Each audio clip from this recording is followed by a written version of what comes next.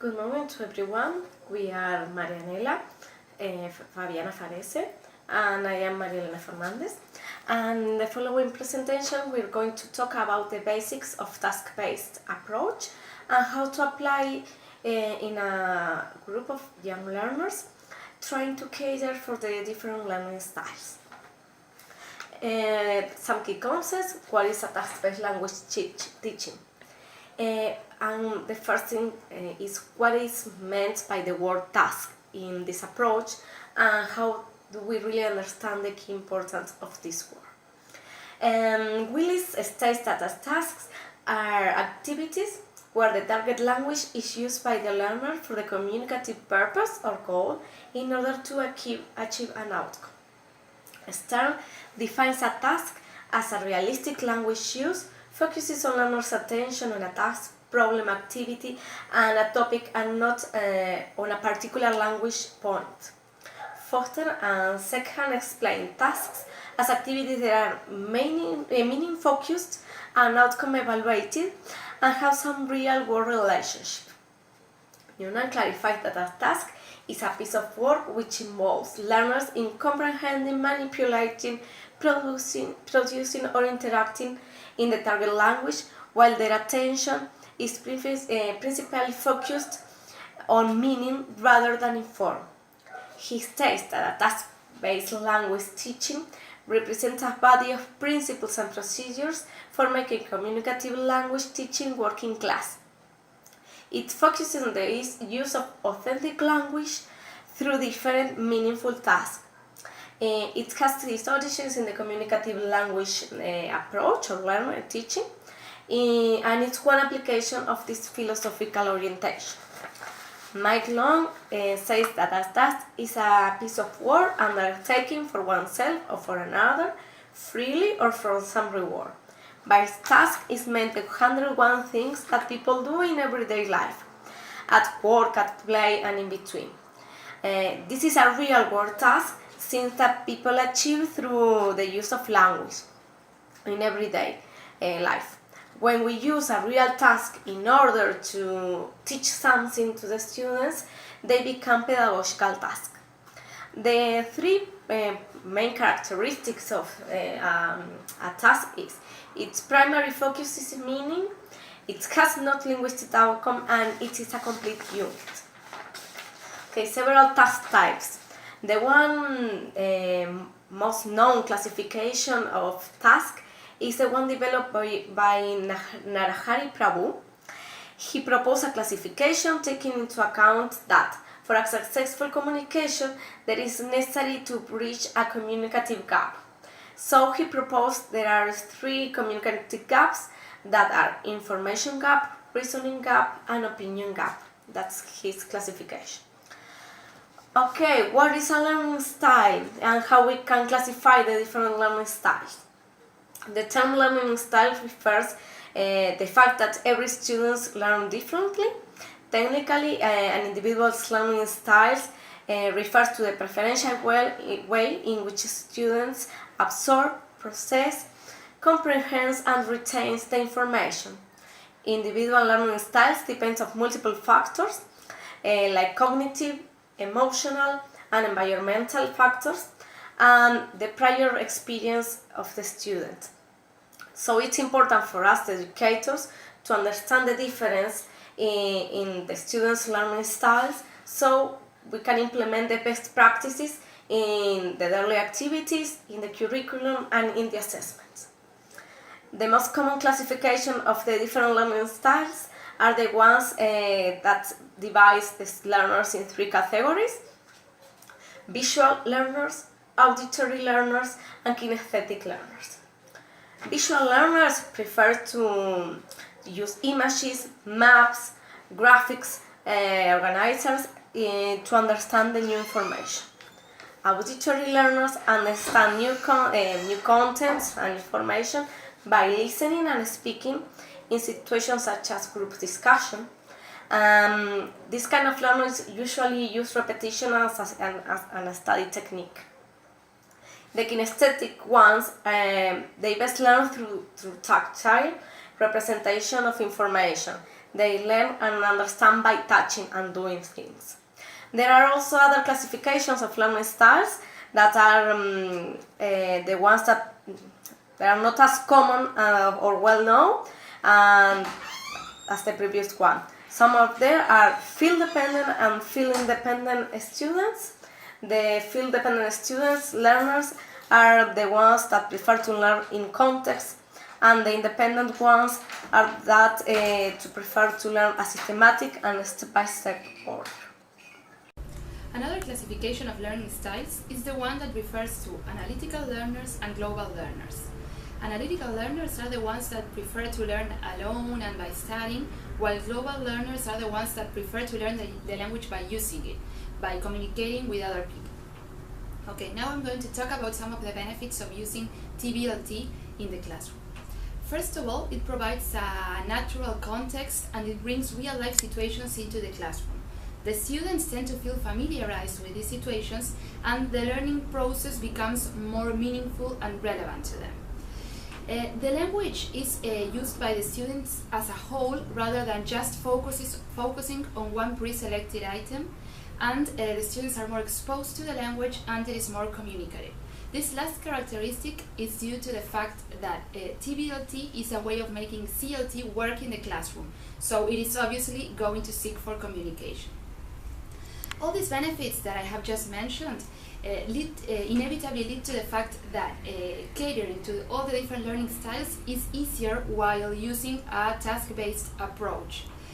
In a real-life communicative situation, all of our senses are involved. We listen in order to understand what the other person is saying, we speak in order to answer, we use all of our body to send messages, we use our gestures, we make eye contact.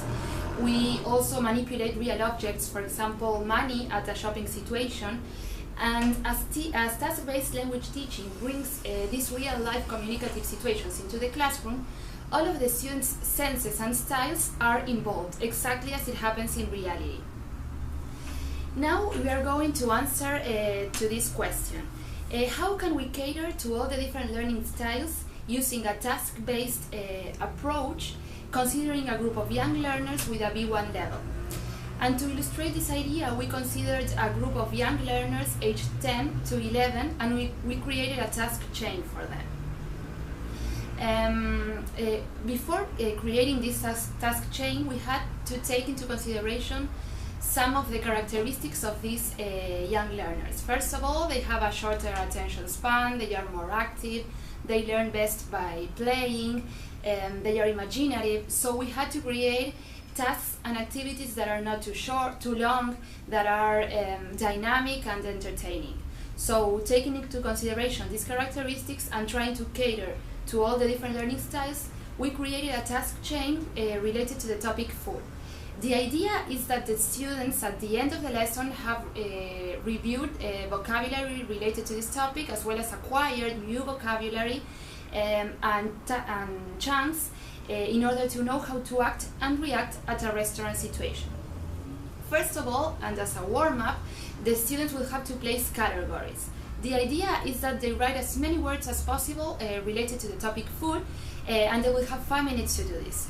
We wanted the students to review the vocabulary in a fun and entertaining way, and here in this warm-up we will be catering for our field-dependent students and for our lexical students.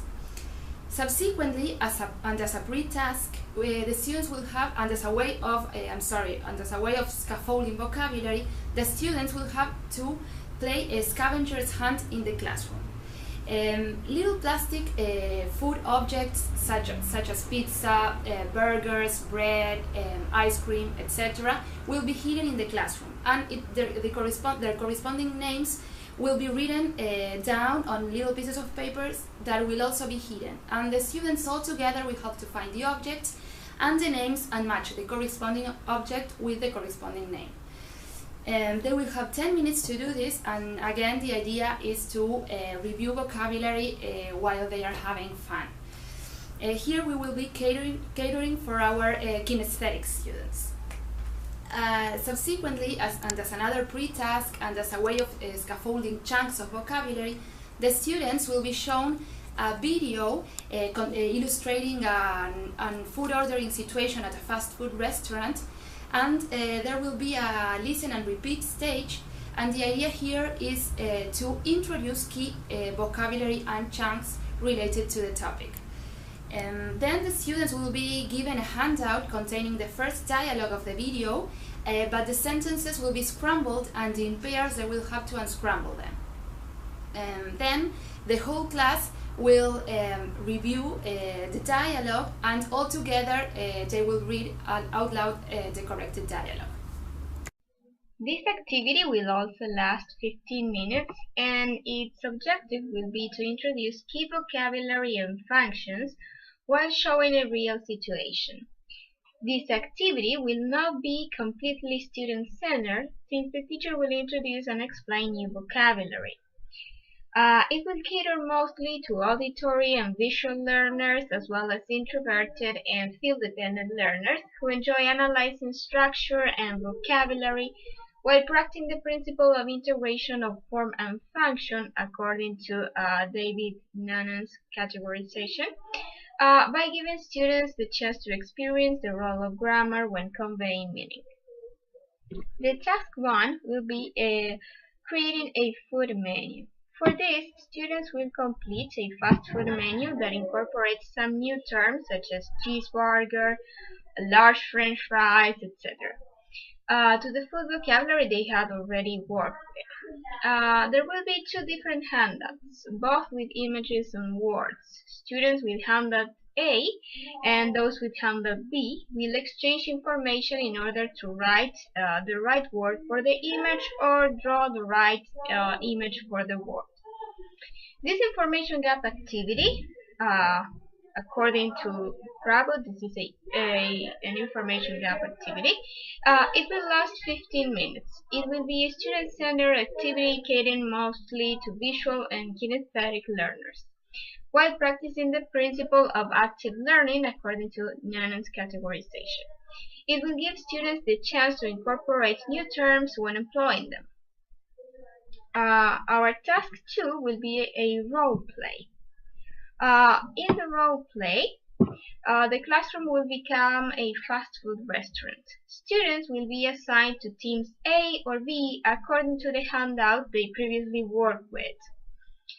Team A will play cashiers and Team B will play customers. Customers will use their previously elaborated menus to choose their order, and both teams will use their previously elaborated scripts as guidance. Then the teams will play again, switching roles. This role play and opinion gap activity, again according to Bravo's categorization, will last 15 minutes, in which students will recreate a real-life situation while having fun with an engaging and age-appropriate student-centered activity. This activity will cater mostly to kinesthetic and extroverted learners practicing the principle of reproductive and creative language use, again according to David Nannon, by providing students with both the script and the opportunity to adapt it and play with it. Our task number 3 will be a birthday menu selection. The teacher in this case will provide students with a handout containing a brief description of the fast food preferences. For example, the kind of burger, the size of fries, etc. of 2 7-year-old children, Sally and Tommy, who are planning to celebrate their birthdays in a fast food restaurant. The class will then be divided in new teams, mixing students from their previous teams A and B, keeping in mind the need for the heterogeneity of learning styles. The teams will then be introduced to choose one of the children and create a birthday menu for them, choosing the right burger, the right French fries and drink, and so on, according to the preferences. Afterwards, the teams will present their menu to the class, arguing why that is the right choice for either Sally or Tommy. This activity will last 15 minutes, and it will provide students with the opportunity to participate of both a reasoning gap and opinion gap again according to Bravo's categorization. It will be a student-centered activity catering to analytical students as well as introverts and extrovert students in different stages of the task. Furthermore, in this activity, students will be making a decision that will alter the course of the task. This adapts the approach principle of helping students take ownership of the learning process to an age-appropriate level. To conclude, we are going to have a closure activity that will be a feedback activity. For this stage, and as feedback for the teacher, students and teacher will sit in a row, and the teacher will ask students to think of their favorite activity of the day and raise their hands as she mentions this activity. The students will be encouraged to further explain their choices. This will last 5 minutes, and its objective will be to wrap up the lesson with the student's reflection, practicing the principle of reflective teaching, again according to David Nannon's categorization. This task change was planned keeping in mind the 7 principles proposed by David Nannon to successfully implement task-based teaching in the classroom. The scaffolding principle was contemplated all along the task course, even though the first activities concentrate on it more than the others. The principle of task dependency was also contemplated by increasing the complexity of the activities and, as a result, the demand of students' skills and involvement. The recycling principle was also considered, since language was reintroduced several times during the task, and children will also have the opportunity to see language they had been learning in previous lessons. The principle of active learning was one of the main motors of the task, since students are expected to acquire the language by using it. The integration of form and function was also taken into consideration, especially when unscrambling the sentences during the work with the script. And also, the reproductive and creative language use principle was contemplated in the last task, because students are given the chance to experiment with language. And finally, the task contemplates the reflective learning principle, since in the last task, or the closure, students are encouraged to deeply think about their performance and learning process.